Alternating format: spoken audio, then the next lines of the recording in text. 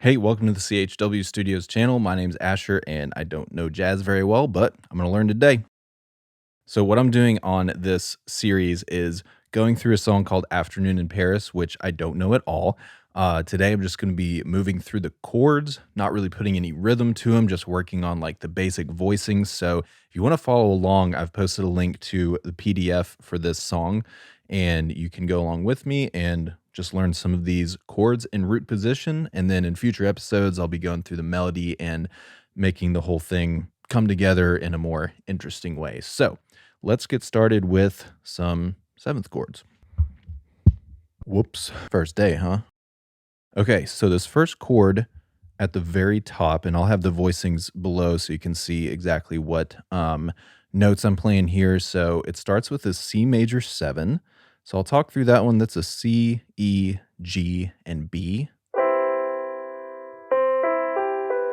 And that moves immediately to a minor 7, which just means we drop the E to an E flat, the B to a B flat like this. And then that moves to an F7. So I won't get too deep into the theory behind this, but I will just say this is a 2-5 of the key of B flat major. That moves to the B flat major 7, which is B flat, D, F, and A. So thankfully I know just enough to move through the root position chords for this kind of quickly, but I'm not super comfortable moving from chord to chord yet, which is what I'm going to be working on as we go. So from the B flat major 7, that goes to a B flat minor 7.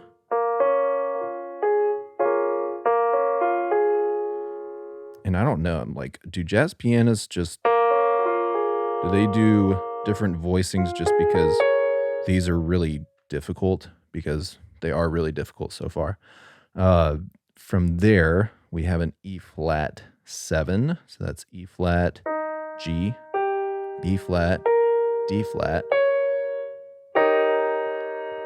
And all of that, the B flat minor 7 to E flat 7, that's a 2-5 of A flat major. So there's our A flat major 7 chord. That's A flat, C, E flat, and G. We'll move through all these at the end, and I'll try and do it kind of quickly. I don't know how it's going to go. After that, we have the 2-5 of C major. So we start with a D minor 7. That's D, F, A, and then C. And that moves to a G7 flat 9, G, B, D, and F. And then an A flat at the top. And all of that just wants to move to the C major 7. So that was the 2-5 of C major. Then we have the D minor 7 to a G7 again. So that's D, F, A, C, and then G, B, D, and F. Cool. All right.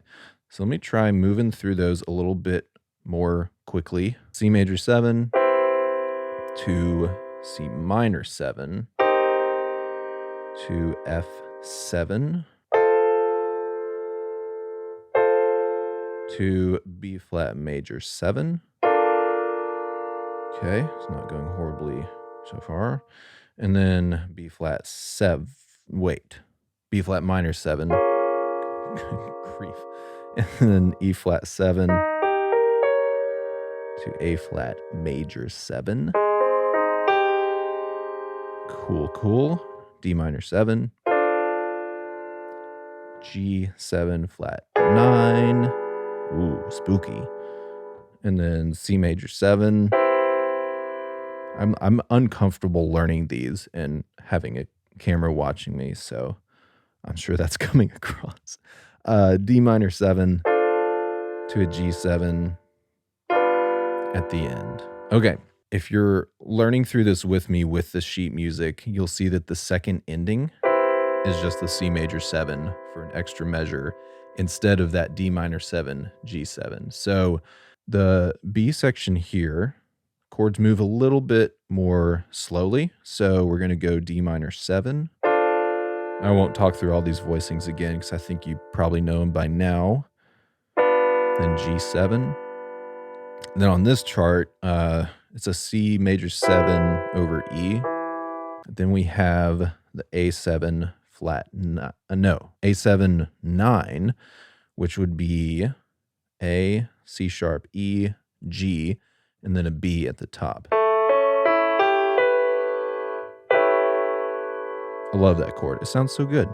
And then D minor 7 to G7 again to C major 7. Again, that's that 2-5-1.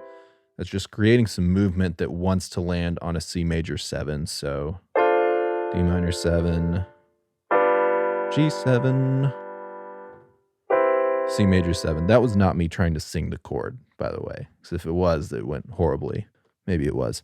And then D minor 7 to G7 again to end this bridge section or B section. Cool.